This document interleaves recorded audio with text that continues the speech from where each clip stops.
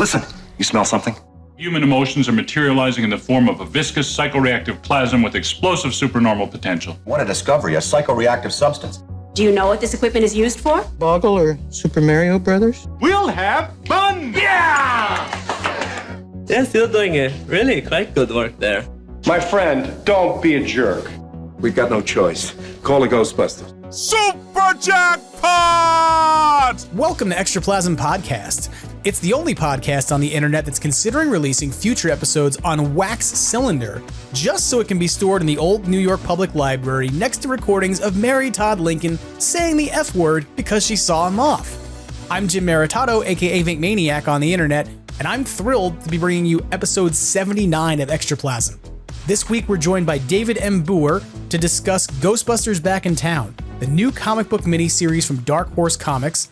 David is the author of the 4-part miniseries that's had its first issue released in the last few weeks, and for which the second issue comes out later on this month. It was really cool to meet David face to face at the comic book release event at We Can Be Heroes Comics a few weeks ago, and to talk with him a bit on the show more recently about the story of Back in Town, the process of producing Ghostbusters comic books, and even a little about what Dark Horse and David have planned for next for everyone's favorite franchise of paranormal investigators. So it's a good conversation. It was really great to be able to see him face to face before we talked and recorded an episode for you. But you know, that doesn't usually happen. Usually I get to see folks on webcam and then we meet. And so it was really nice to be able to talk with David one-on-one, both face to face, and then to be able to record something and share it with you. And we're going to do that in a few minutes. It's a great conversation about what's going on with Ghostbusters comics. And I'm so excited about the potentiality of more stories being told in more media. So we'll get into that in a few moments. But before we can do that, we've got to address some Ghostbusters headlines. Still making headlines all across the country, the Ghostbusters are at it again. Today, the entire eastern seaboard is alive with talk of incidents of paranormal activity. Phone-in topic today, ghosts and ghost busting. Extraplasm, read all about it. Ghostbusters headlines coming at ya. In Ghostbusters Frozen Empire news, the movie has now been in theaters for 3 weekends and just shy of 3 full weeks. And since we're dealing with the number 3, it also happens to be in the 3rd place slot in terms of box office earnings this week. It has slid from 2nd place to 3rd place, essentially falling just behind Dev Patel's much anticipated movie Monkey Man. I'm not really sure what's going on at the theaters, by the way, because Godzilla X Kong and Monkey Man are in theaters at the same time as Frozen Empire. And every time I saw Frozen Empire, I also got to see a trailer for Kingdom of the Planet of the Apes. So apparently primates are testing well in marketing. But it's worth considering that Frozen Empire, in its 3rd weekend of being out in theaters, earned about another $9 million domestically. That means that its total domestic earnings are about $88 million, which is slightly behind how Afterlife was performing at this point in its 3rd week. I believe that as Ghostbusters News reported, it's about 14% behind where Afterlife was. So that doesn't necessarily mean anything all that negative, given that, you know, the movie had a $100 million production budget, we think. That's kind of the reported or rumored production budget of $100 million. And as this past weekend, wrapped up, the film was estimated to make about $138 million so far.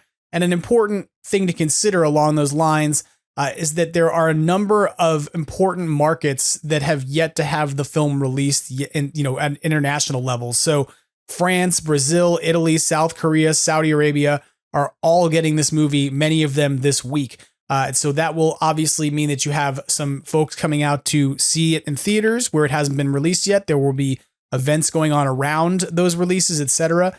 So, how much is the movie going to make in total? We don't know. And I said this last week that trying to judge the success of the movie based off box office takings alone is probably kind of problematic in an age of, digital rights licenses and things and streaming licenses and, Blu-ray sales, etc. So I'm from my standpoint, I'm not worried at this point about whether or not the movie's made back its production budget. I imagine that it probably has, if it's currently at $138 million and it was rumored to have a $100 million production budget. But regardless, we've got several more markets for the movie to open up in, and we'll see how it does in terms of home video releases, etc. So I hope the movie continues to perform well in the time that it's in theaters, and then once we start to see it on streaming and the like, that it continues to perform well there in terms of home rentals, in terms of Blu-ray sales, all those good things. And keep in mind that all of this also, means that there's money being made from licensing agreements, from merchandise, etc. So don't couch this as the only revenue. It's just kind of the traditional revenue that people think about in terms of the success of a movie, because it's the first revenue that comes in, really. Realistically, it's the stuff that's the most direct in terms of releasing a movie, is how many tickets did you sell? So we'll see how the movie continues to perform, and if it continues to hold up in the top 3 at the box office as it enters its 4th weekend. Beyond the reports on the success of the financial earnings of Frozen Empire, quite possibly the biggest and most interesting Frozen Empire related news of the week comes from The Hollywood Reporter, where writer Brian Davids has an excellent interview with Emily Allen Lind discussing her involvement in Ghostbusters Frozen Empire and her character Melody. And I think this is amazing because, to be real, she was an actor who did not have an opportunity to really market this movie or to talk about being involved in it for many, many, many months. So to finally get to hear a bit about her perspective on the character, on the marketing process, etc., which are all things that are covered in this interview, is outstanding. And I really want to suggest that you go check out the entire interview from The Hollywood Reporter, though I'm going to talk about some of the highlights from it. Perhaps most surprisingly, the article actually reveals that there were some unused plans and approaches to how Melody might have been brought to us on screen. And it digs a little into the character and the relationship that, she and Phoebe share in the movie. And so not to sort of reiterate the entirety of this interview, but, it was sort of interesting that they asked her, how she felt about the fact that she wasn't really included in the marketing.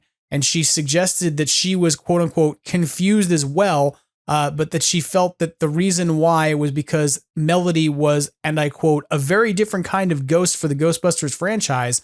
She's a ghost with a heart. She's a ghost that has a full human relationship. So I think there was a part of them that really wanted to catch people off guard in that sense. And I would agree. I think that if we'd all known that, we were going into a movie where Phoebe was going to have a ghost friend, there might have been some people saying what is this, Casper? And there may have been some reactions to it that would have spoiled sort of the joy that comes out of watching, Phoebe create another relationship. I've said this about Afterlife, that one of my favorite moments in it is watching her and Podcast become friends. And sort of, I think that one of the most beautiful moments in this movie, just in terms of how it's shot, is the chess game between the two of them in terms of Phoebe and Melody. So I'm glad we didn't have that revealed to us. They additionally asked her if she had, to audition with fake sides, with code names and other measures to put a lid on it. And she ends up saying that she met with Gil Kennan and Jason Reitman and didn't know that she was going to be playing a ghost until right before she started the movie. And she comments and says, and I quote, "I had no idea, but it makes sense now that I look back at the sides. One of the lines was like, oh, don't worry, I get it. I'm 100 years old. You got a name? I just thought that was a sarcastic way of saying that she's an old soul, but now I know she's literally 100 years old. So they kept it under wraps. I met with Gil a few times to delve into the character, and he never mentioned that I was playing a ghost, but he was like, I think you'll like it. There's a few surprises there. And then when I finally read she's a ghost, I said, what? So this is fascinating to me in that, there's been some speculation and conjecture within the community about what time period Melody is from. People have sort of suggested by looking at fashion cues that she might be from the 80s. There's other folks who've looked at the art that was done and the concept art that's come out in terms of her costuming design that has suggested something that would have been more late 19th century or early 20th century in terms of the attire that she's wearing, or at least the inspirations for her character. And then there's been discussion about, I've seen folks talk about this in places like the Yes Have Some Discord about whether or not a 19th century ghost would wear platform boots. The key thing here, I think, to consider is that the actor themselves is talking about how the original conceptualization of this character that she's given as audition sides suggests the character is 100 years old, which I think tracks. My personal take is that Melody has been around for quite some time after losing her family, and that her name has been passed down to whoever owns the diner. Do we know that definitively? No more than we know podcast's actual name. But I do think it's kind of interesting to consider this, that, from her standpoint, as somebody who was dealing with the character since the audition phase, her understanding is that this is a ghost who's been around for 100 years. So, it's kind of interesting. They also get into whether or not she had to wear a motion caption suit or anything along those lines. And she tells them that she didn't, but she ends up disclosing that there was a point where they had used a device called a parallelogram that held her at the waist and lifted her off the ground. And the idea was that initially Melody was going to float like other ghosts. But she says, and I quote, "Melody actually walks on the ground. We just wanted her to feel more authentic and connected." And so they ended up not utilizing that approach, which again is something I find really fascinating, that at some point in the process of development, there were discussions about Melody floating around and flying around like any other ghosts until they decided to make her have a more, direct connection, with McKenna Grace. This article gets into that and sort of discusses the notion that there's a relationship between the two of them that's hard to define. And the article's author ends up asking her directly, there's an implication to her relationship with Phoebe. It's subtle, but it's there. Actually, maybe it's not subtle, considering that Phoebe risked her life just to spend 2 minutes in Melody's dimensional plane. How were the two of you directed when it came to their dynamic?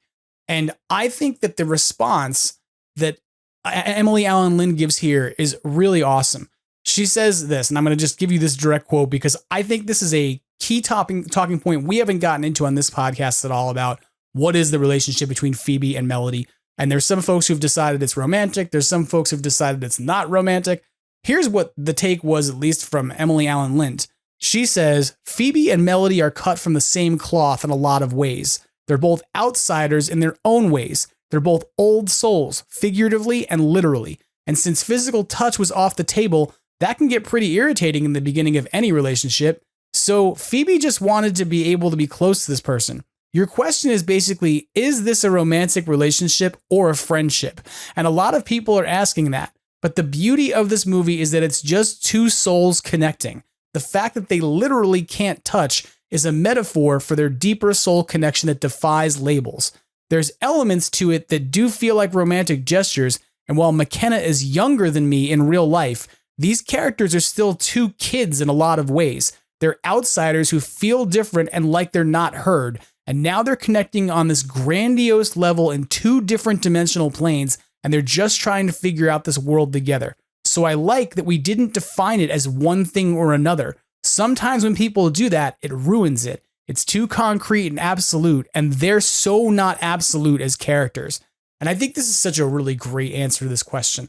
There's a reason why I haven't really gotten into this discussion so much on the podcast, in the conversations we've had with other folks. And I think it's that everyone who's come on the podcast in the last few weeks talking about the movie has been somebody who's not made this a primary concern about whether that's a romantic relationship or whether it's just a new relationship for people who are trying to figure out what they think and feel about each other, and who seem to be connecting over some similarities, and so I like the idea that they left it open, because it means that you as a reader, you as a person who's engaging a text, or you as a viewer, if you want to not use the word reader, have the opportunity to develop that relationship yourself and figure out how you view it, how you interpret it. Will it change? Will we see, a distinction in a later movie that somehow this plays out, that somehow we're going to get some definitive understanding of what Phoebe thought of this relationship? Who knows? But it is sort of an interesting thing to consider. And there's a lot else here that you can go and take a look at, that she sort of talks about. I don't want to read you the entire article, but, there's other concepts here of her talking about, what the matches mean to the character, what it means for her to be 16 for the rest of eternity. A lot of different character motivations here that she gets into, as well as commentary about, how she felt about working with Dan Aykroyd and other folks. So, it's something to take a look at. The Hollywood Reporter is where you're going to find this article, but I think it's something really cool. And I think that it's really kind of interesting. There's some hidden elements of the story here, I think, that she hints at that I'll kind of close on in this discussion here of this Hollywood Reporter interview. And it's that she suggests, when asked, if the reason why the family who owns the Melody Diner, if they named it after her and if they were all killed, if that's why she's stuck in limbo. And she replies back and says, yes, Melody and her family died in a house fire many years ago. And we come to know that Melody was responsible for that, or at least she believes she was. We don't go into detail about it, but she's carried that weight ever since. So that's why she has unfinished business, and a lot of her personality stems from that guilt. And so it's interesting to me that Emily is suggesting that maybe Melody wasn't actually responsible for that. That she's walking around with a sense of guilt, and that she's been lighting matches ever since, trying to move on. But that maybe she's not actually responsible for the situation that transpired.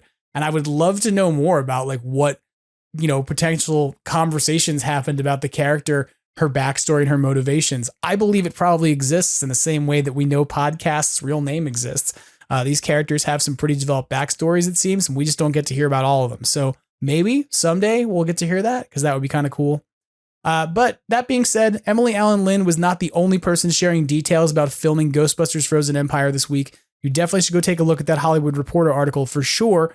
But you can also go and take a look at YouTube and at the YouTube channel of actor and comedian Adam Murray, who played the truck driver in the mid-credit sequence of the movie. He's got a new YouTube video on his channel where he talks about the process of auditioning and filming for that role.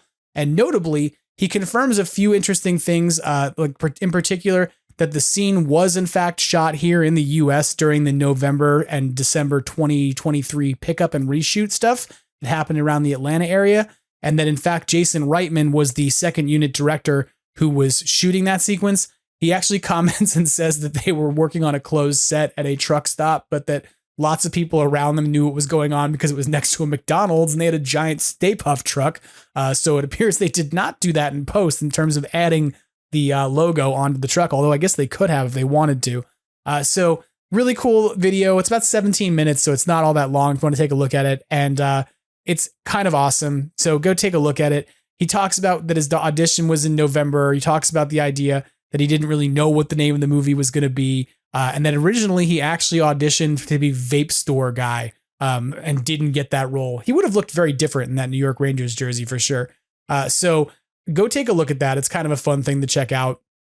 Some other behind the scenes content that continues to come out on social media that we should talk about for a few minutes is stuff that's out on Instagram. Last week, I told you about a few different options that you can take a look at, including the stuff that's coming out from Luke Whitelock, who's the set designer. This week, I want you to know, in case you don't already, that Kevin Mangold, who played Slimer in Frozen Empire, has been putting out a ton of content. You can find all of Kevin's content on his Instagram account, which is at Horace Stunts, HORACESTUNTS. There is a ton there pertaining to bringing his character to life, but there's also a lot of behind the scenes angles and photos of sets and props that are really amazing to see. There's some really great photos he's got of like the 1904 firehouse set when it's redressed with the dirt street outside and what have you. Some other great angles of Ray's Occult that he's got where he was like sort of inside the shop and filming things, or rather taking photos of things. So go check that out. And to be real, like here's a little fun fact, little tease for you. You'll be hearing more about Kevin's experiences shooting Frozen Empire firsthand next week, because Kevin Mangold will be joining Extraplasm to talk about filming Frozen Empire. And you better believe that we are going to talk about Slimer eating that pizza, because, oh my God, it's the greatest scene in the movie. So check out Kevin's content over at Horace Stunts this week, and tune in next week for when Extraplasm gets slimed. This is really something I'm very excited to share with you. It was a really great conversation I got to have with Kevin over the past weekend that we've already had, and I'm really eager to be able to bring it to you next week. And of course, last but not least, in terms of social media reveals of the week, Yes Have Some Podcast has a roughly 4-minute video detailing a set tour of the Paranormal Research Center with some really solid close-ups and new angles of the set, to sort of go along with what I'm just telling you about that Kevin's brought folks from, the Ray's Occult set. There's some really cool stuff here that they get into and showing the technology that's used and the lore that's being introduced within the Paranormal Research Lab. Go over to www.youtube.com/@YHS podcast to check that out, because it's a really cool video. beyond what's going on in terms of the movie and the news about it, which at this point is really starting to feel like it's winding down to some extent, we do have a little bit of Ghostbusters video game news this week. We talked about the release of the 5th downloadable content update that Ilphonic put out recently, that it adds Garaka to the game and adds a whole bunch of new cosmetics and things. One of the new functions that's been added to the game as a result of that downloadable content package is a new feature called Community Milestones, where essentially by working together to complete different tasks, players are getting the opportunity to unlock limited time goals or to access new accessories or new things that you can put on your Ghostbusters. So most recently, there was a Mini Puffed Mayhem t-shirt that was unlocked as a logo design you could put on the t-shirts of your Ghostbusters, just like the one that you could buy at several theater websites or at the Ripple Junction store or on the Ghostbusters store online. And that idea was that the entire community would have to rack up somewhere in the ballpark of $550 million worth of property damage in online matches. And that happened like no joke within like 48 hours or something. And so now they have opened up a second opportunity for people to be able to unlock features. This time around, everyone will need to be collecting spores, molds, and fungus in order to unlock the next little thing that we're going to get, a little accessory package. And it seems like this is a cool new thing that Ilphonic's going to do that I have to say, like, it was really needed. You all have heard me talk about how much I love this game and I've played a ton of it. You've also heard me talk about the things in the game that drive me crazy.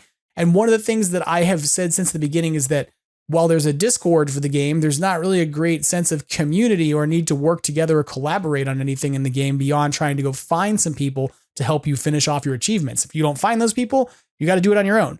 So in this case, they're attempting to actually cultivate some sense of group community effort to unlock these very little cosmetics and things. So they're not huge updates that are getting unlocked. They're things like t-shirts or hats or accessories for your Ghostbuster, but they're still kind of cool.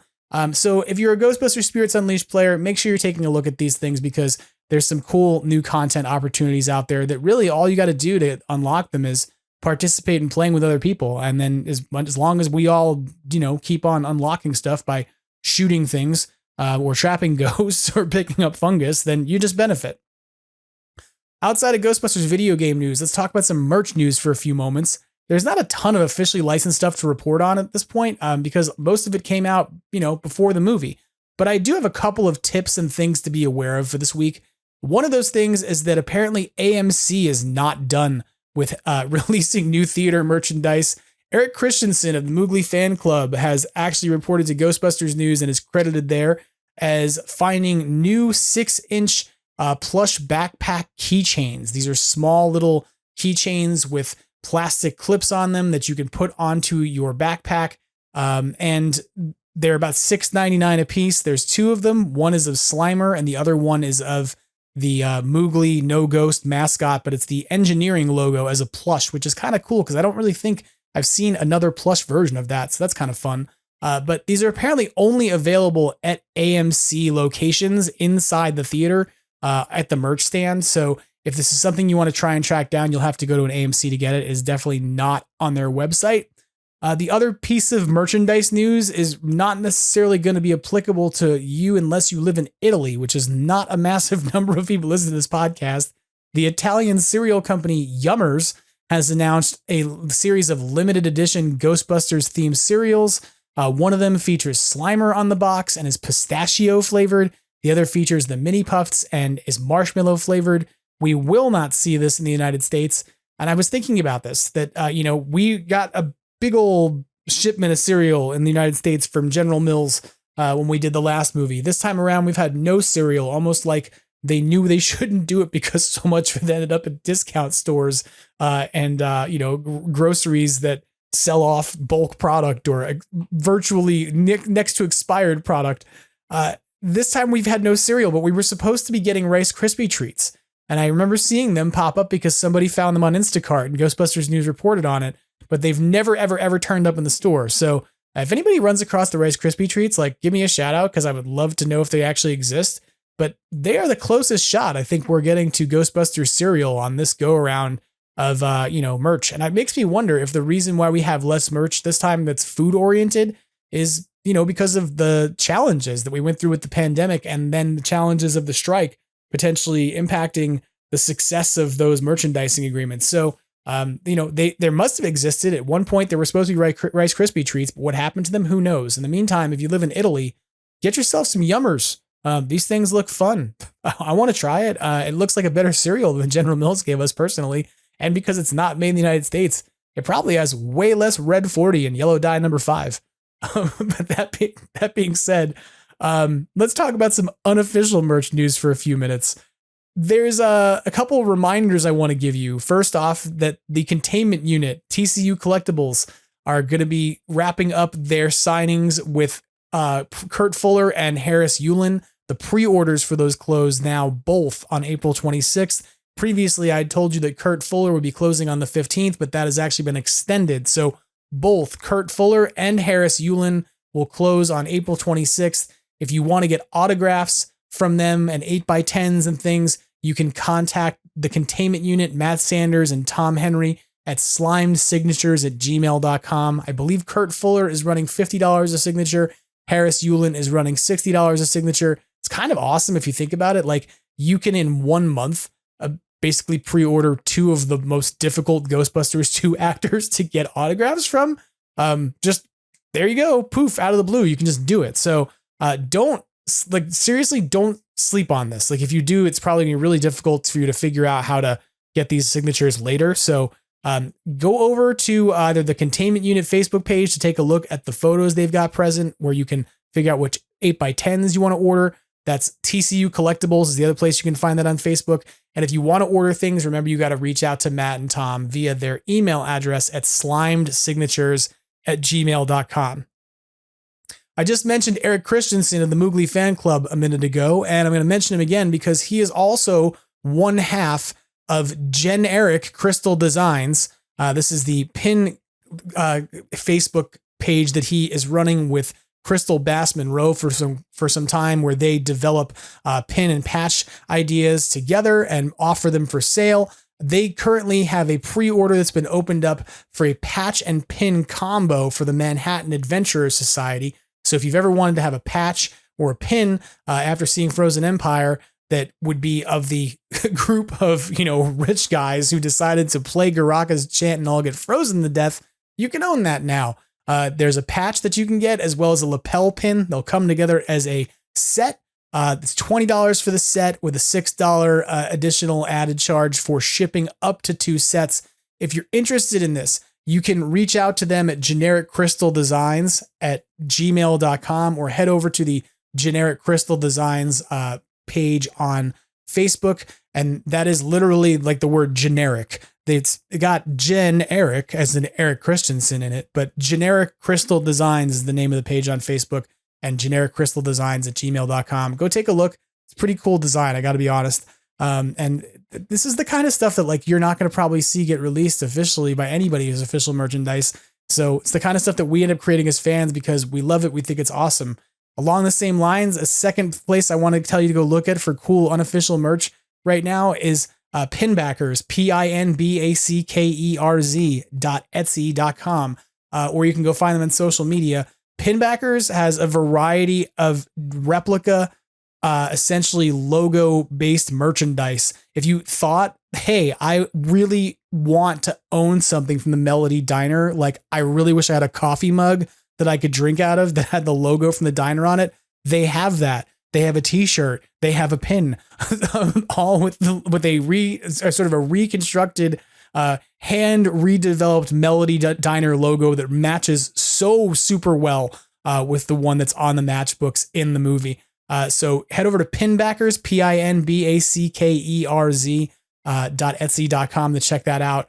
And a couple other things they've got over there that are really cool are some merchandise with the new Raise a Cult Books skull logo put on it, which I noticed has an address of 200 St. Mark's Place on it, which is hilarious because St. Mark's stops at 130. So that address is completely fabricated and does not match the original address of 33 St. Mark's Place, but it is what's in Frozen Empire. It's straight out of that. And they actually have a series of pieces of merchandise that are using the drone logo, indicating that the drone is inside the drone holder on top of the Ecto-1, that I thought was pretty cool too. So again, these are the kinds of things that are not going to come out as licensed merchandise. And so we figure out how to make them. Go and check them out if this is the kind of stuff that you think would be interesting for you. And because, I mean, to be real, like, I think having in-universe pins and patches and things like this are kind of fun and extend beyond the stuff that we collect. That's like, hey, I got another Ghostbusters franchise patch. Great. That's awesome. What else do you have from in-universe? And so I think these are some pretty cool things. And the fun thing I'm going to tell you of the week, because I don't have any more merchandise to tell you about. Every week I've been trying to tell you something fun to go take a look at, and somehow I missed this amazing thing. The YouTube channel and TikTok account Recess Therapy has an amazing video that apparently was shot moments after Jason Fitzsimmons and I and the folks from Yes Have Some talked with the cast members on the carpet at the Ghostbusters premiere. If you're not familiar with Recess Therapy, let me help you out. If you have seen that video with the kid who really loves corn, that's from Recess Therapy. That's the YouTube channel that essentially gets 8 or 9-year-old kids and takes them out and interviews them to do things. And in this case, they had a kid named Caden at the premiere who was beyond the quick fan media ropes where they talked with us. And he had an opportunity to interview Paul Rudd, Ernie Hudson, Patton Oswalt, and of course, Bill Murray, which is shocking to me that Bill Murray didn't talk to any of us. He didn't talk to any of the actual press, but he totally talked to an 8-year-old kid and gave him a pat on the back. And in this video, the kid declares that he's never washing his back again as a result, which is sort of hilarious. This is a really cute video where he sort of asks them questions about ghosts and fighting ghosts and what to do about ghosts, etc. And just is very excited to be talking with them about the upcoming movie they're all going to go see in a few minutes. So if you have a few minutes, this came out on the 21st of March, and I somehow missed it in my post Frozen Empire coming home and re-getting into life stuff. But check out the YouTube channel Recess Therapy to check out this really cool video with this kid named Caden. He does not talk about corn. I'll give you that warning, but he does talk about lots of other cool stuff.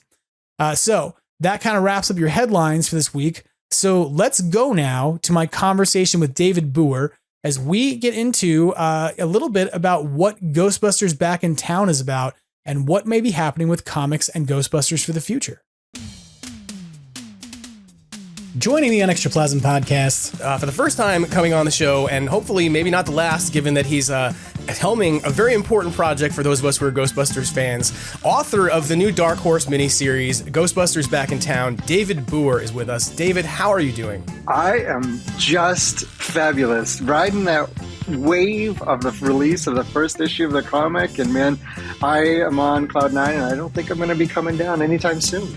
I hope not, because I really hope that, we get to continue to have lots of Ghostbusters comics, and that cloud, usually we want clouds to dissipate and for the sun to shine through. But if the cloud is one that you get to continue to ride on because of the high of being excited about the book, then I'm going to deal with partly cloudy weather and be totally fine with it. That's kind of my decision. The clouds will never part. We'll do 100. We'll do 1,000 issues. We'll get to Ghostbusters 1000, and just we'll be old people and still reading Ghostbusters comics, I hope. It would be weird if, the more comics that you all made, the darker the skies got, until we had some sort of paranormal cross-rip event. And then that, was actually a multi-platform, multimedia event that had, a crossover between books and video games and comic books. And then, we get a lot of engineering for Sony marketing to figure out how to change the weather in that capacity, but maybe they could do it. I mean, marketing budgets are flexible. I mean, they created the MCU. Why can't they create the actual time and space rift that Ghostbusters then comes all together in all media and to a massive crossover event? Why can't we do that? Yeah, I mean, I'm for it. I'm not going to be opposed to it, because that's one of the benefits, we can kind of talk about this as we get into this discussion, is that comic books open up so much potential for all kinds of different storytelling. And I think, in ways that not necessarily the same things you would be able to do on the screen. And so, if there's ever a place for those kinds of crossovers to happen, I think comic book media is one of those places. It's happened in the IDW books in the past and what have you. So we're not quite there yet. Like, we're still at the new phase of Dark Horse Comics, that there's not going to be a crossover event yet, probably. But I'm excited to have you here, and so stoked that we have Ghostbusters comic books back on racks and shelves, because, I mean, it's awesome. Like, we're back in a storytelling mode where, okay, we're coming out of a movie, but there's more stuff that's going to be coming along the way, and we're still like in this very rich time to be Ghostbusters fans. So, I don't know how you feel about that, other than the fact that it's cool that you get to write a book. Like, how do you feel about that as a Ghostbusters fan? I love it. I love that.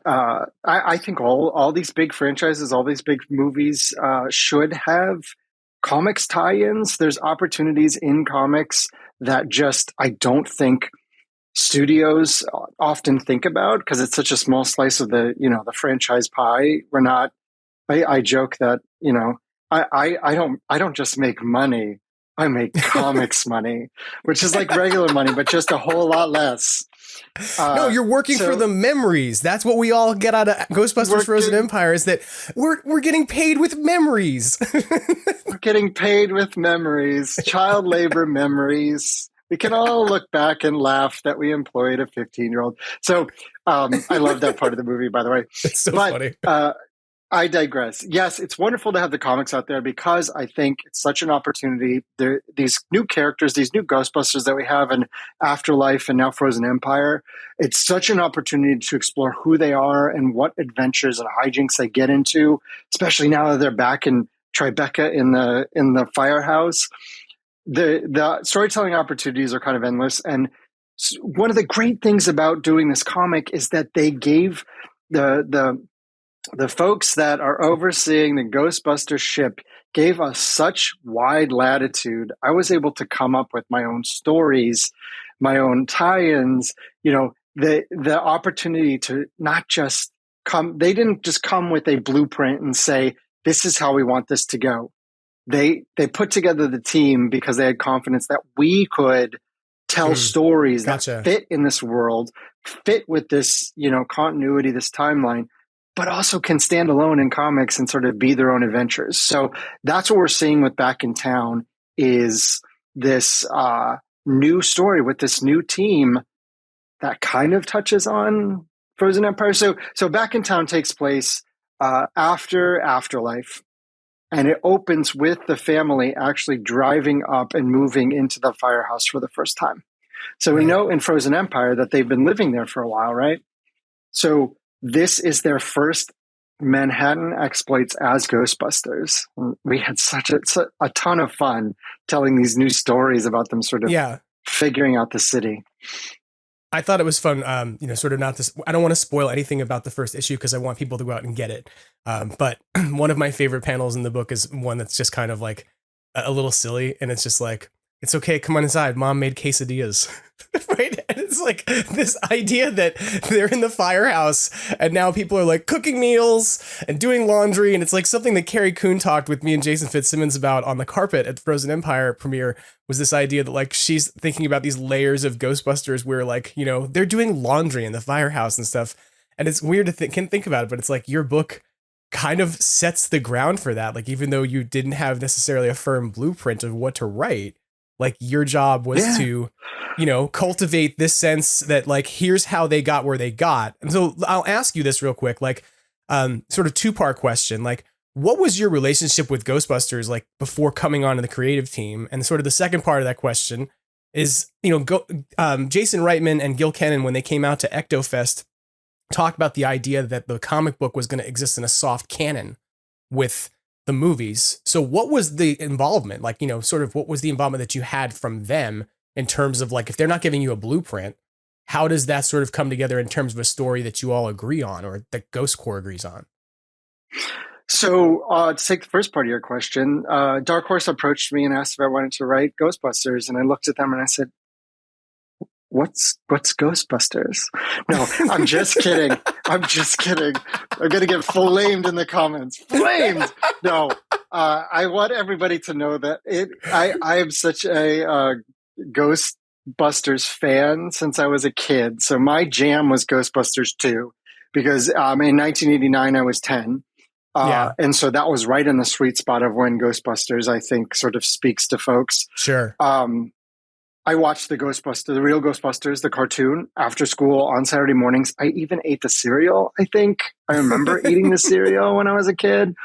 I had some of the toys. I just, I just loved. I've always loved Ghostbusters. I loved Afterlife.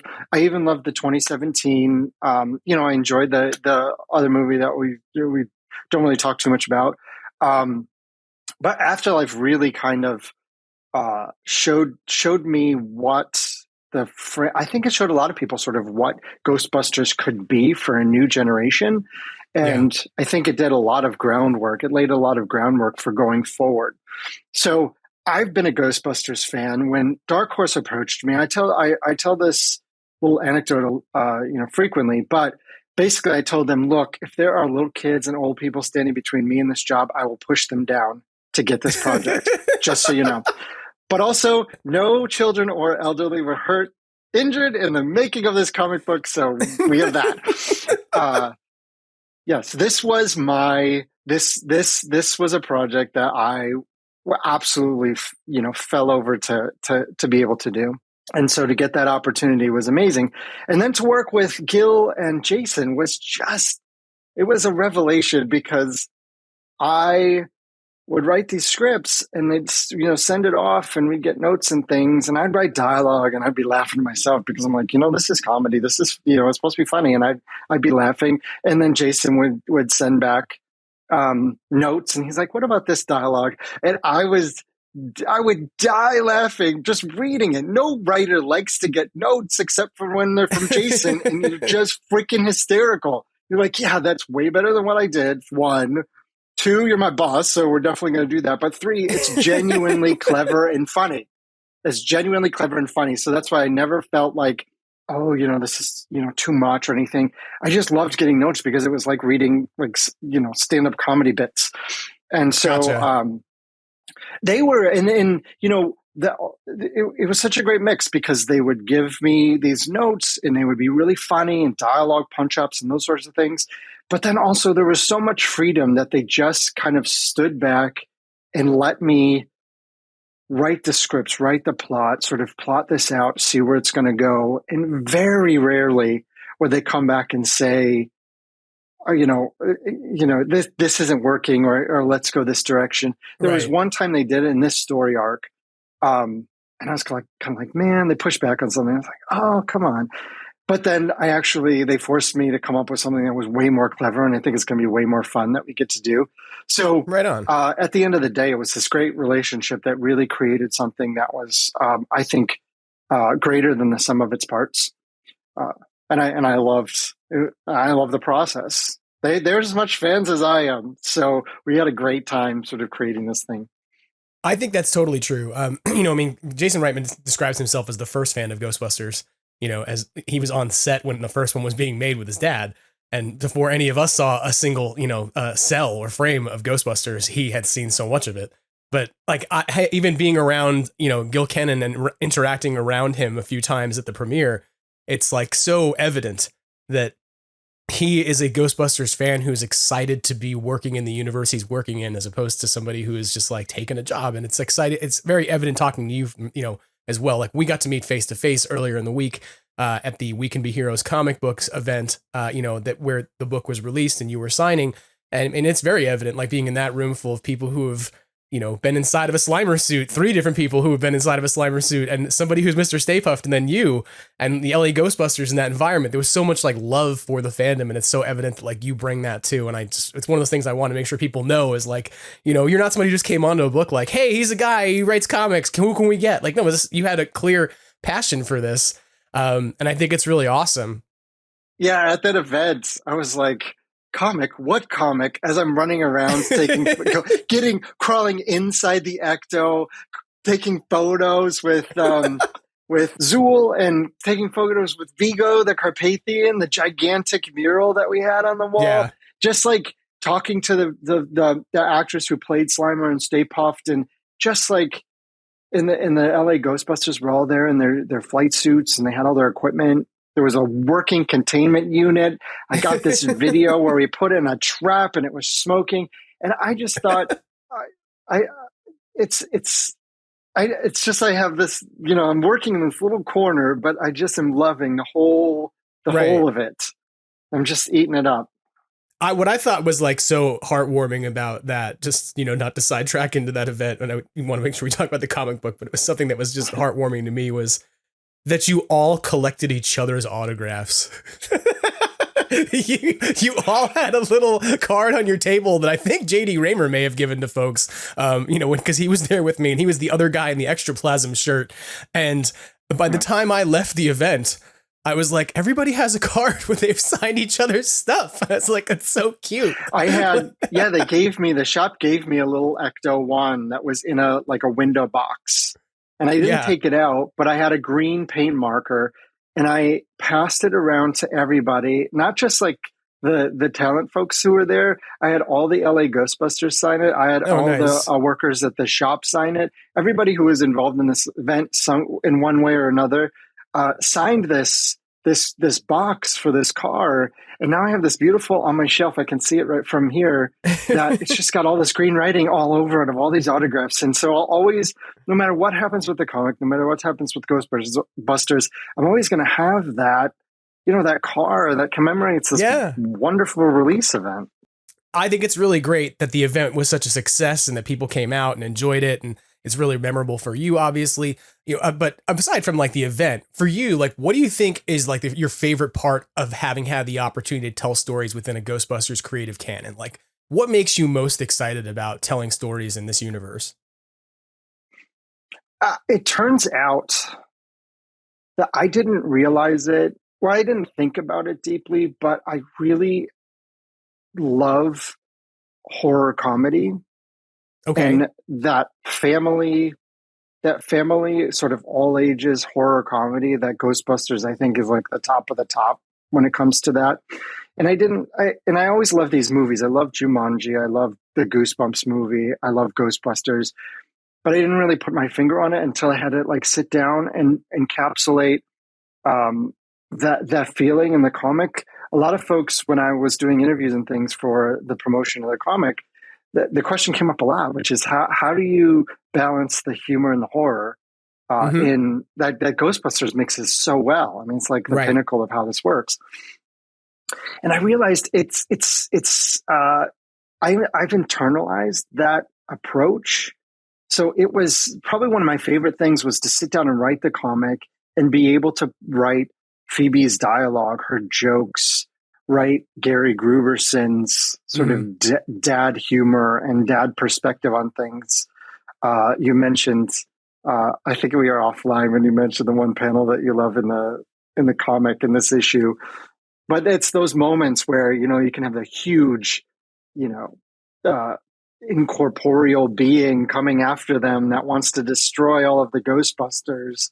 And then you introduce the Stay Puft Marshmallow Man. So it's the rhythm of storytelling that Ghostbusters encapsulates that I thought was the most fun for me to put on the page. It's like they're all on the edge of being just annihilated by this ancient god, right? Yeah. What's the best one line? What's the best dialogue that I can put in that releases that tension a little bit and makes it just a fun moment for the story? And that's fun. That's fun to do. That's interesting because it's one of those key elements of Ghostbusters too that you hear people talk about anytime there's even like, a new movie, a new video game, whatever it is, like people will talk about whether, there's like a camp who wants it to be scarier and there's a camp that wants it to be funnier. And it's kind of like there is this weird Goldilocks sensation thing that happens with Ghostbusters where the balance has got to be just right, in order to keep everybody happy. And so I like that you find that to be like an exciting thing as opposed to like a really annoying thing. Like if that makes sense, because it could be a real challenge, I think, to kind of strike that balance, Well, and it helps that I'm such a fan of Ghostbusters, and I'm a fan of that sort of striking that balance. I think Afterlife probably did it the best, where it was just, there was such unexpected, funny moments that were mixed with all the emotion and all the action and everything. Yeah. But being a fan, I know, you can't please all fans all the time. Spoiler alert, but as a fan, I know what I would want out of a Ghostbusters comic. So I just use that as my guiding light. Is this something that I would enjoy if I was just reading it? And that really has helped me. And then also you just try to do your best. I mean, not everybody's going to be happy with it, and you just try to do your best. And if you can have fun, even if it's not exactly what you wanted, you can have fun with it. Then that's what you should focus your energy on, not the stuff that doesn't make you as happy as you thought you'd be. Yeah, that makes a lot of sense. I mean, I think that it's clear coming out of the first issue, you've kind of got into this process of telling the story of where they've come from, where they're going.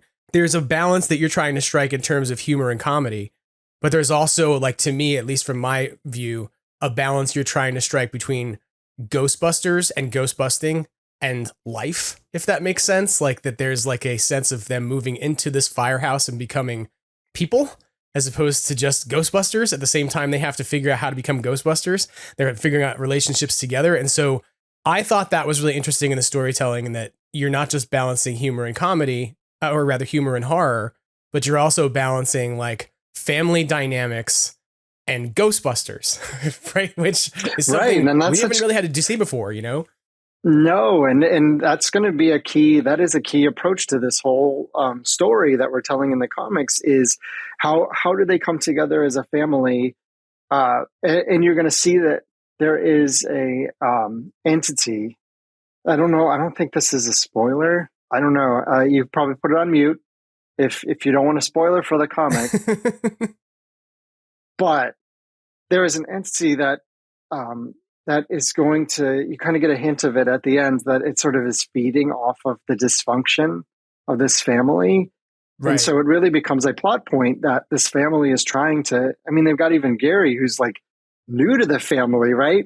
So you got the two kids, you got their mom, and you got the new guy, and they're all also having to be Ghostbusters. And poor Trevor and Phoebe are like coming of age, and they're living in a decrepit firehouse. They're trying to be teenagers. They're trying to have teenage rooms in this firehouse. And their rooms were probably like bunks for old, firefighters, or they were offices, or, you know what I mean? It's just, they weren't ever like conceived to be regular teenagers' bedrooms. Right. So they're adjusting to all of this, and it's not going to be easy. If it's reality, these kids would be losing their minds. It's cool to bust ghosts, but you also kind of want to put on your earbuds and just not, interact with the world for a while. So how do they balance all that? Be a teenager, and how do they balance all that plus the responsibility of busting ghosts? And it's that thread that you're going to see. That's why when you mentioned what Jason said was like kind of soft canon. It's more about, it's not like, oh, this story arc is going to launch us into Frozen Empire. Garaka is going to be in this comic, and this is going to be the origin of Garaka, and then suddenly, boom, he's in the movie. This is more about finding out how this family evolved from Oklahoma to New York when we meet them in Frozen Empire. It's what happened to them. Doesn't have to be like plot wise tied in, but character wise, there is going to be a thread that you're going to see how they sort of end up where they are in Frozen Empire. I mean, and you sort of touched on this. It was something I was going to ask you is whether or not, what's the time frame between when we last saw the Spanglers in Afterlife and say like the first panels of Back in Town, and how close do we get to Frozen Empire in this story? So how much time's really passed between when they hop in the car and begin to drive the Subaru home, back to the firehouse versus when we wind up in Frozen Empire? Yeah, I think in Frozen Empire, isn't it like a year and a half after they've moved into the firehouse? So this is probably like maybe 6 months. Gotcha.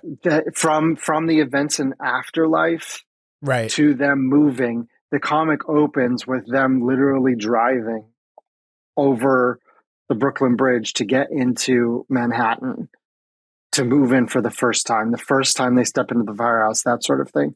So what we're getting is their first moments in New York. And it's it's a short time frame. We're not going to, over 4 issues, we're not going to bridge a year and a half or a year to, and I got the green light to share some additional news. Can I share that now? Yeah, of course. I don't know. I think it might be out there sort of in the public that when Dark Horse announced that they were doing the comic, that there would be multiple story arcs, but there are going to be multiple 4-issue story arcs going forward. Awesome. So this is just the beginning. Back in Town is just the beginning. I can't give any details, but I can tell you that I know all the details because I'm doing the next arc as well. So I'm excited to share that first time publicly. So that's at least breaking news to me. Nobody else may care, but No, I that's care great. a lot because I get to keep playing in this universe, and I love it. I care. I'm like, no, I don't care. Just come on my Ghostbusters podcast, break some news about how, there's going to be more Ghostbusters books, but I don't care about that. Why would I care? No, that's great news. Are you able to share whether or not it's like contiguous? Will it follow Back in Town, or may it just be like a completely different period of time in Ghostbusters? I think I'm free to say that it's these story arcs are going to continue on this idea that it's the time between when they first get to Manhattan and then leading to Frozen Empire. Cool. So That's really, awesome. I think the intention for all of these issues, all of these stories, is to bridge that gap between the two. Right. With that said, we got to sort of do our own stories. So it's kind of, I don't want to say episodic, but it's the obstacles that the family encounters prior to having to deal with Garaka and what happens in the movie. Right. Gotcha. That's awesome. I'm excited about that because look, Jason Reitman and Gil Kennan talked about the idea that comic books would have the ability to sort of tell stories at different points in the Ghostbusters canon that we hadn't heard yet. And so, some of us, I think when we heard that, we're like, that means they're going to go back and do like real Ghostbuster stuff, but just like 5 years later or something. And, at the same time, there is this cool. like, which would still be cool, right? Like if that happens, like great, like let's see that too. But I think that it's really great that you have this opportunity to kind of build out this story between where they were and to, kind of transition the Spanglers. Was that like a big responsibility for you? Like, how did you feel about embracing that? Because you got to kind of like transition them from one place to another, right? And sure, people can walk into Frozen Empire without reading the comic book, but for anybody who picks up the comic book, they want to see that transition, right? I didn't even think about that pressure until you mention it right now. So thank you very much for that. Sorry. I'm kidding. I guess I don't, again, it goes back to being to fandom, being a fan. So I don't feel, I just kind of am in my own little, I just focus on the work and the story I want to tell.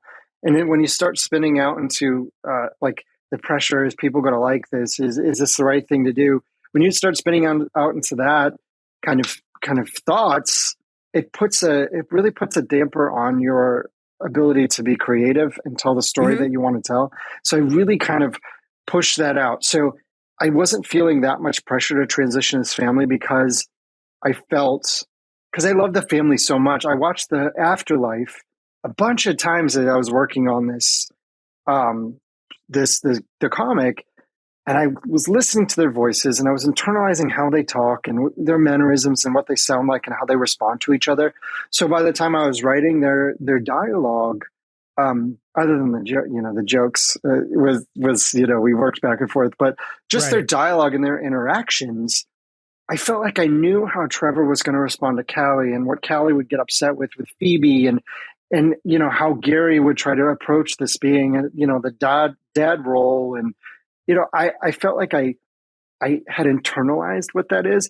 So I felt like I knew, I was very comfortable trying to figure out how they would feel about this new transition and how they would face it.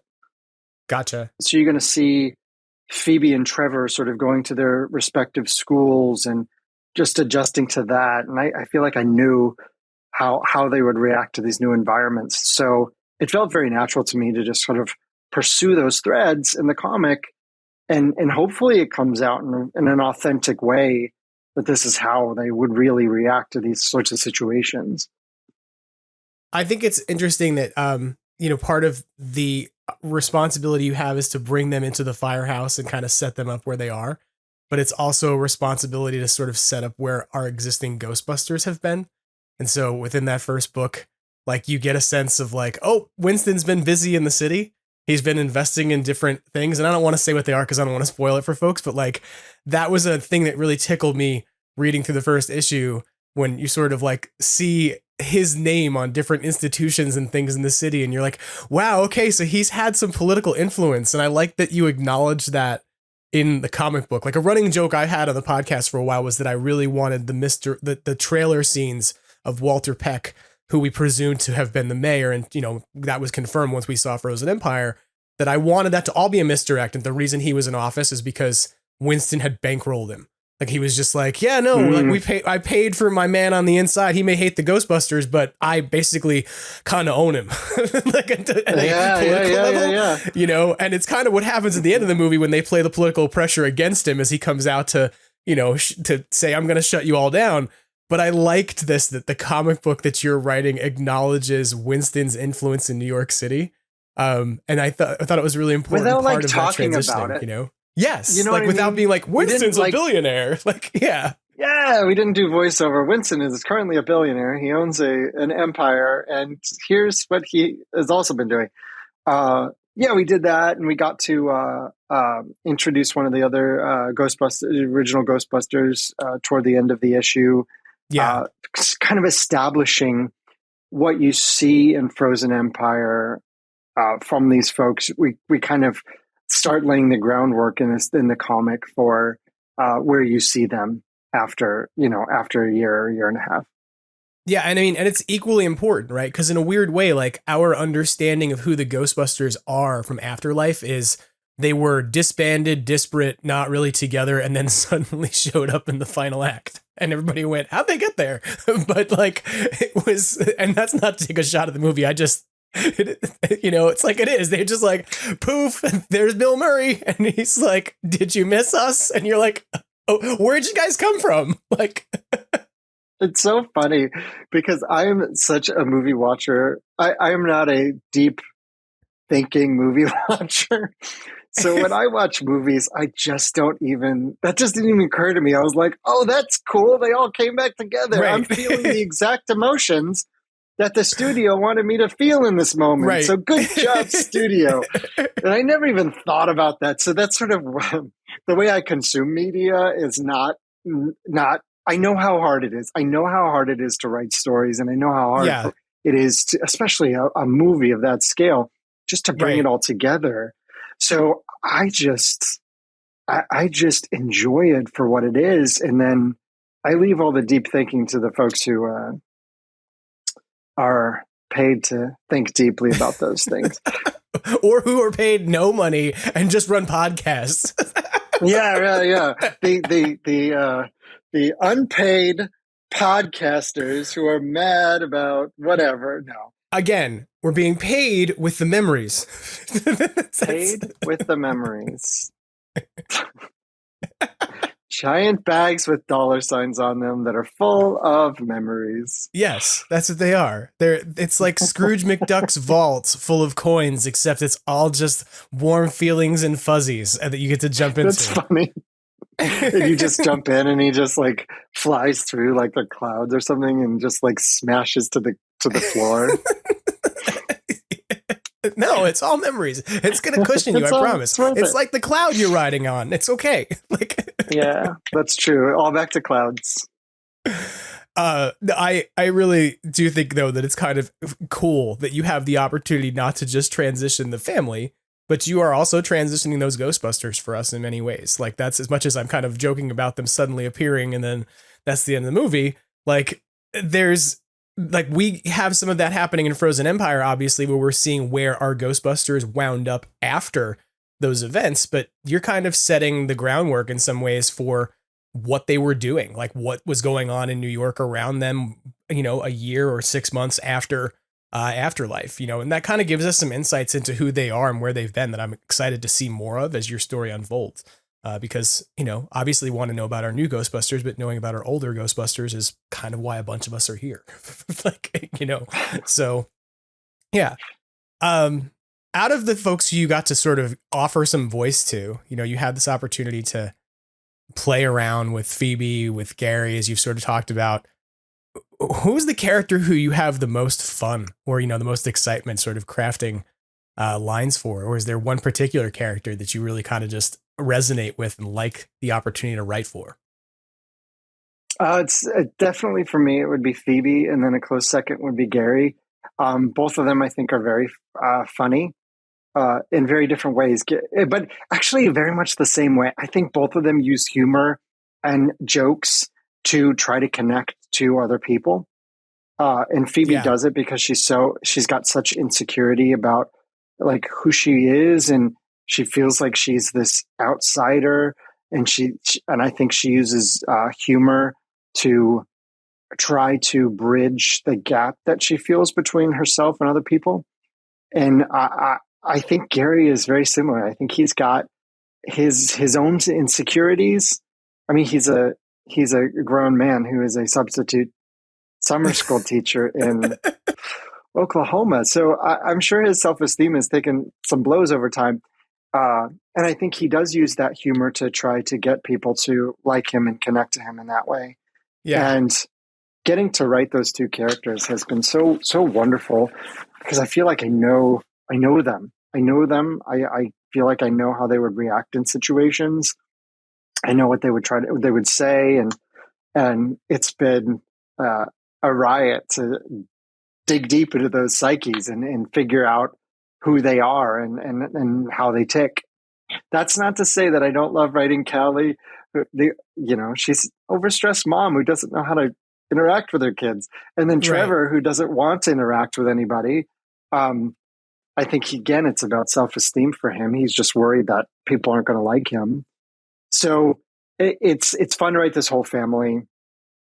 It's funny that you talk about the legacy Ghostbusters because I feel I've had more fun writing the family team than even the original members. And of course, we haven't gotten to see much of the original members yet in the comic, so they come back. But I really focus on this family. I want to see what they do as new Ghostbusters. I want to see what somebody does as a new Ghostbuster. Yeah, no, for sure. And I think that's really cool because it's sort of the new potential that's opened up by these new characters.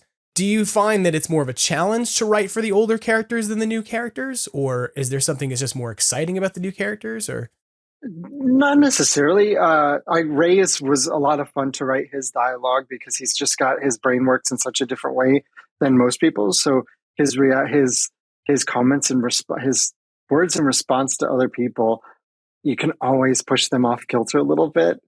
And it's fun to do that. It's fun to see, well, a normie would say this.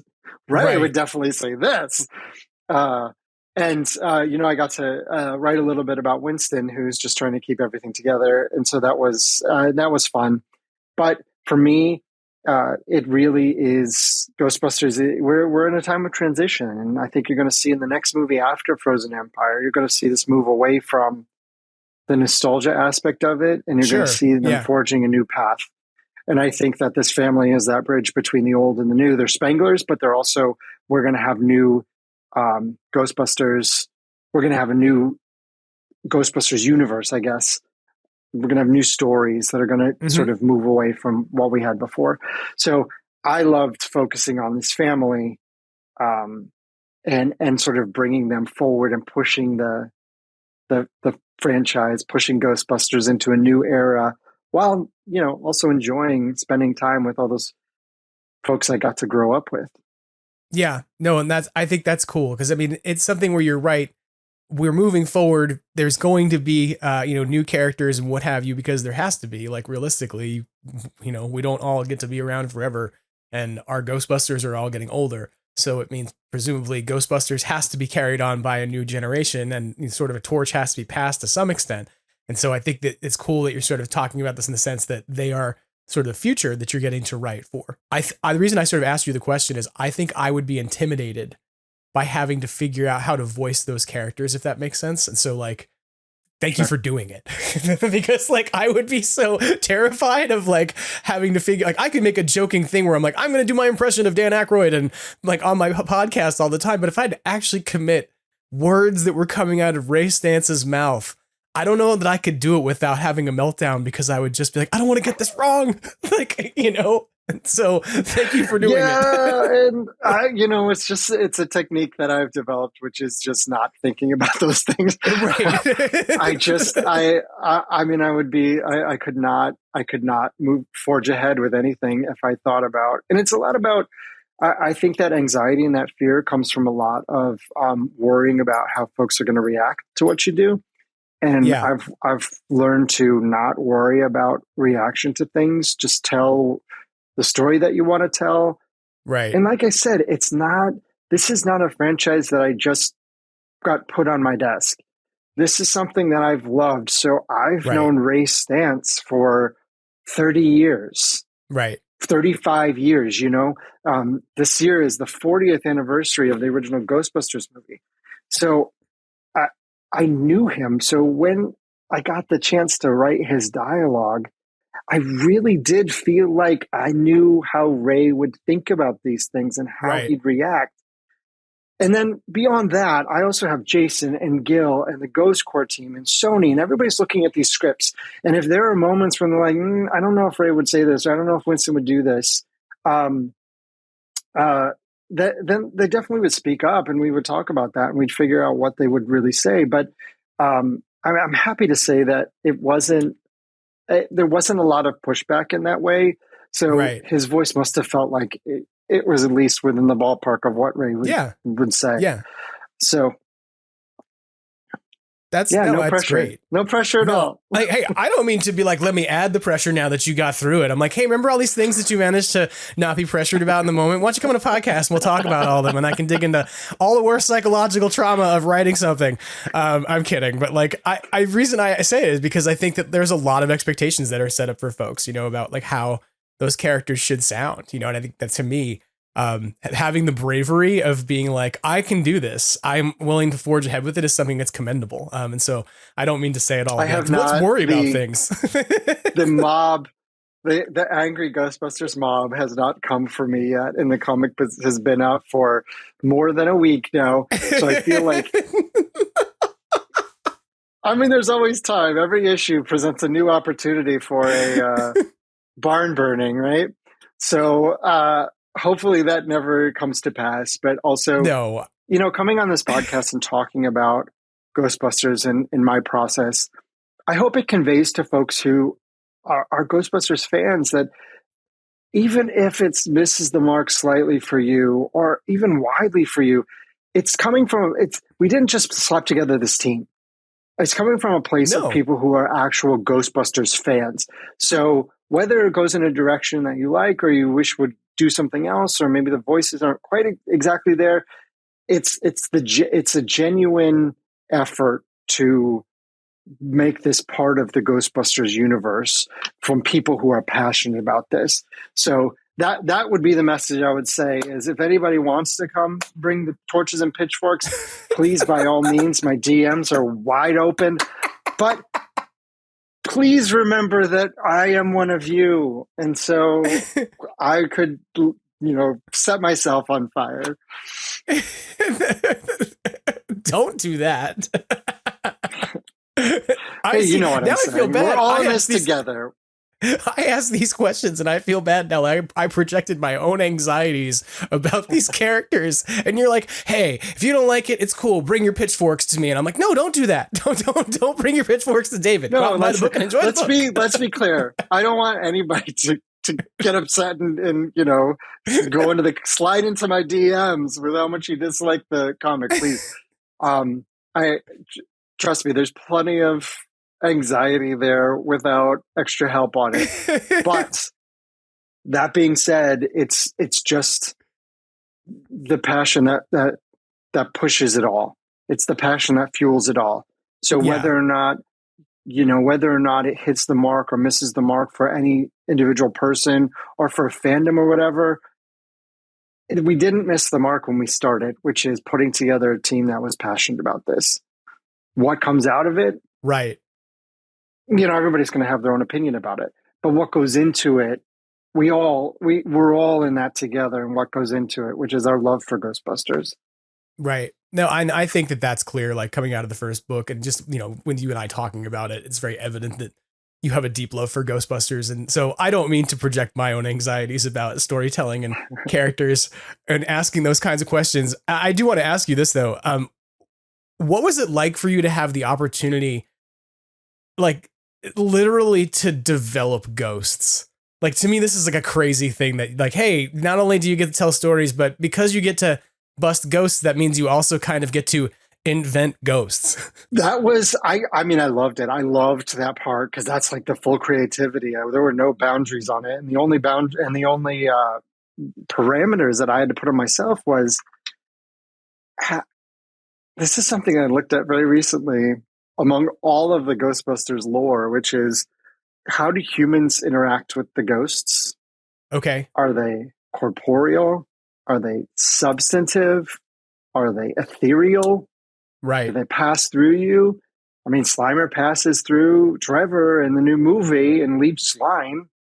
But then there's other ghosts that I know for a fact are actually, can touch you. Sure. And like, you know what I mean? So I had to Right. look at the actual physics of, well, what can be done? What can be done with ghosts, and how do humans interact, with the ghostly world and that sort of thing. So that was fun. And then just getting to throw in whatever I could. And then I looked at, well, is it just, it's not just human ghosts or humanoid ghosts. We've got the creepiest, weirdest ghost creatures that exist out there. So guess what? I get to do whatever I want. And I did whatever I want. And you know what? Jason and Gil, they just looked at it and went, 2 thumbs up. Let's do this. So that was fun. That was a fun time. When you are writing and creating ghost characters, how does that creative process work out such that you arrive at an agreement with, the artists about what those brand new characters should look like? Right. Because like you're coming up with the story and sort of the action of what's going to happen, but then you've got to convey that to an art team, right? To sort of Blue Delaquante and the other folks working on the book to say like, this is what we're doing. So where does the design aesthetic of those new ghosts come from? So it's blue. It's blue. I describe why you see the first sort of ghost in the issue 1 of this story of Back in Town. Yeah. You see the first like new thing. So yeah, I describe what I think the ghost should look like, sort of physically, and not in too much detail. It's like a sentence maybe, and Blue takes it, and then Blue does all the designs. The artist does all the designs, and then it goes to Ghost Corps and Sony, and they approve these designs. So I sort of plant the seed. Blue cultivates it into actual sketches, Gotcha. and then the creative team approves that, and that's where it sort of then gets folded into the comics pages as we're telling the story. That's cool, because I always wondered that about how like that process of the development of a new character like that works within the universe, because like you have to take the characters who already exist within the canon, but part of your job as a writer is to also create things that don't exist in the canon right now and tell some new stories with them. And so I sort of wondered about that, like how in depth is that process too, of like what Ghost Corps is involved in? Like, are they looking at each of those new monsters or new ghosts and saying like, yep, we green like that, and that's something that can exist in our universe, versus something that can't? Was there any point where they kind of pushed back on any of that? Or were they just kind of happy with what you all were developing? It's such a vast universe. I mean, if you look across all the movies and the video games and the cartoon, especially the real Ghostbusters, they sort of introduced all kinds of different things. So I think this universe is vast. So we never really got any pushback. And where we would have gotten any sort of notes on it would have been like the script stage. So I knew what I needed in that moment, what kind of entity was coming for the plot purposes. Right. And that would be written in the script, and then Ghost Corps would read the script, and they would come back and say, well, we'd like to do this entity, or we'd like to do this one, or let's push it this way. So by the time it got to the art stage, we already locked in what the entity was, what the nature of it was, and it was what is it going to look at visually. And I feel like that is the same process as the movies. I have a feeling that the ghost, like dragon eel thing that they fought in the opening sequence of Frozen Empire, I'm guessing that went through multiple design stages to get to where it was. So it's very similar to the filmmaking process where there's a concept, they thumbs up the concept, and then you refine that as you go along in the visuals. Gotcha. And that's neat, though. I like the idea that there's sort of this ongoing review and ensuring that, you know, there's continuity in terms of the design of ghosts and what have you. But by the same token, there's an openness and a recognition that, I mean, it's Ghostbusters. It could be anything. You know, it's kind of weird to think about, but it's like the cartoon, as you say, like introduced all these different things. One of the things it introduced was like an old woman who lived in a gingerbread house. I mean, there were so many I just watched that. Ghosts, right? I just watched that episode the other day. It was on in the background as I was writing, and I just thought it was like somehow the fairy tales were coming true or something like that. I can't remember exactly. And I thought this has to be like a season 7. I don't remember how many seasons the cartoon went. But I was like, this is a deep into a later season episode where these writers are like, we really have to do 22 of these now. So let's make the fairy tales come to life. So I'm sure not all of it is would eventually be folded into the official canon. But I mean, I kind of love the idea that anything is possible. Well, getting into that idea that anything's possible, like, what do you think about comic books? You know, how did they change the way that Ghostbusters can be told as a story for you? Is there stuff that the comic book medium affords that others don't? Yeah, I think the big thing is budget. You don't have to worry about budget at all when you're telling a story in comic books. Obviously, you got to worry about budget because you have to print it and you got to pay the art team. But as far as if we introduce this, if we approach this big set piece scene in this way in a movie, it's going to cost us $5 million to shoot this one scene, right? Right. In comics, that doesn't matter. So you can put them in freaking space. Not that I want to put Ghostbusters in space. This is where your DMs start, just by the way. You just told everybody the Ghostbusters go into space. And the ship is just like this is Stay Puffed, and they're inside the stomach part, and it's got a no, everybody who's listening, no. My point is, you could put them in the top of Mount Everest in a snowstorm, and you don't have to worry about shooting that. Right. You can do whatever you want. So the biggest, baddest, meanest, the climax of Back in Town is about as big as you can go. Right. For a story, and it would be so expensive in a movie, but in the comics page, you can just you can just do it. So I think that's the comics and animation is the opportunity to expand the universe in ways that would just be cost prohibitive if you're looking at live action, movies, a live action television show, that kind of thing. And that's why I think comics is actually the comics, I hope, become a critical part of the Ghostbusters storytelling universe because we can explore those corners in ways that just you wouldn't be able to afford it if you did it in other media. Yeah, no, I agree. And it's kind of interesting. Like, for years we've talked about the idea that as an animated series, like Ghostbusters opens up all kinds of potential of different things that you could do that you could never do in a live action way. And that's still true. I mean, like, you can also go back to stuff like the Star Trek animated series, and that's totally true. Like, that's supposed to sort of serve as like a 4th season of the original series, and they could have all kinds of aliens that they never could have had in an actual television show because it was the 1960s and they couldn't practically do any of that, right? But like, I think comic books are even more so, as the way you're suggesting, offer some freedom because you can experiment with ideas, because even an animated series requires you to animate all these individual cells, all these individual frames that you're going to create, whereas comic books kind of create that opportunity to explore an idea, we haven't seen before. And so I'm hopeful, I hope we're going to get to see some things from the book, sort of as you're teasing out the big climax of Back in Town that we wouldn't have been able to see, in other contexts and other media. Not to be like, now tell me it's going to happen or otherwise the DMs are following, but I'm going to get angry DMs and there's going to be a lot of them and they're all just going to be from you, right? No, yeah, I'm generating 100 different accounts as soon as we're done, and I'm just gonna send them all. They're all gonna come at once, and you're gonna know it was me. No, I would never. I'm so excited, and I want people to send you DMs about how happy they are and how stoked they are that we have Ghostbusters back as comic books, because we do. And sort of maybe this is a good question for us to kind of wrap up and close on. And I appreciate you taking the time to talk with us today. We know the current miniseries is slated to wrap up in June. Sort of right around the 40th anniversary of Ghostbusters. Does the comic book potentially acknowledge that milestone? Is it aware of the fact that there's the 40th anniversary happening? What a question. How do I answer this?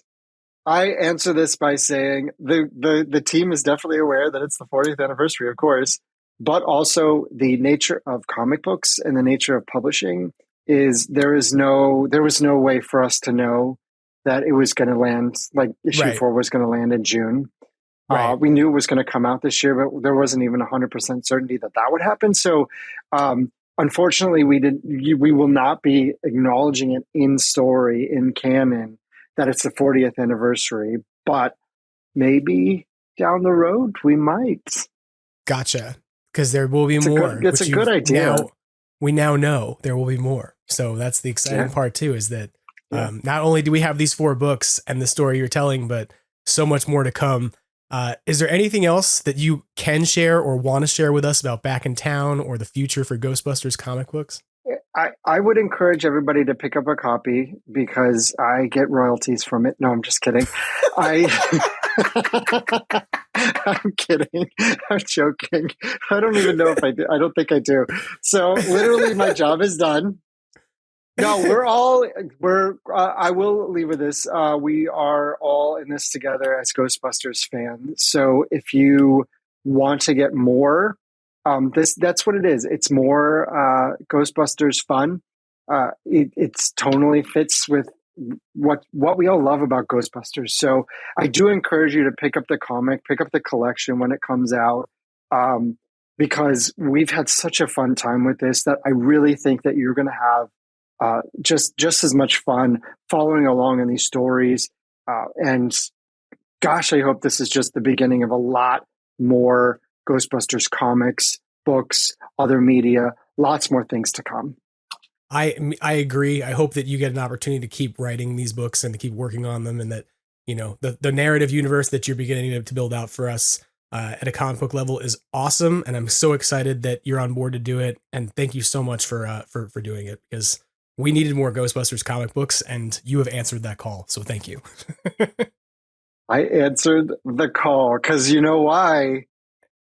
Bustin' makes me feel. Now I'm riddled with anxiety after this. No, man, Bustin' makes me feel good. Let's go. I appreciate you coming on the show, and I hope I did not make you decide Busted makes me feel kind of anxious. That's the new remix. Well, I really appreciate you coming on and talking with us, and I want to encourage everybody to go out, get your copies of issue 1 of Ghostbusters Back in Town if you haven't already. The second one will come out next month, so get that one too, and then get all of them, obviously, and then buy the collection when it comes out, because who doesn't need that bound?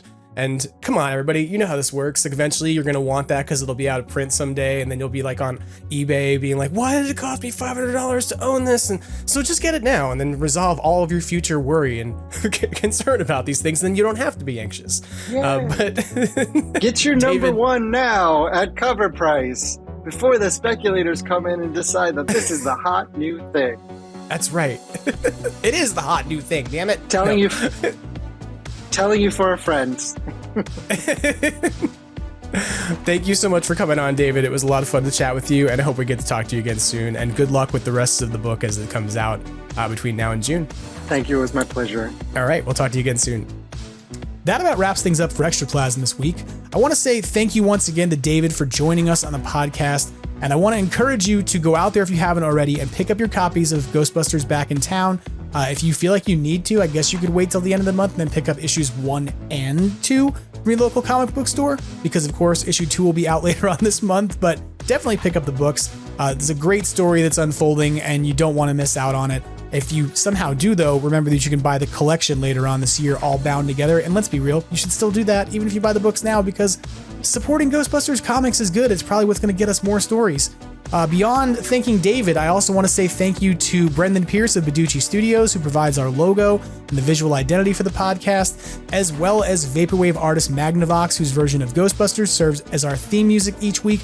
And of course, I need to say thank you to you for listening, for being awesome people and a great community of fans. It's been so wonderful in the last few weeks to hear from folks who are going for like their 5th, 6th, 7th, 9th viewing of the movie and coming back with things they've noticed and they want to share. If you run into any of those things you want to tell me about, by all means, hit me up at Extraplasm on Instagram or on X, extraplasompodcast@gmail.com via Gmail.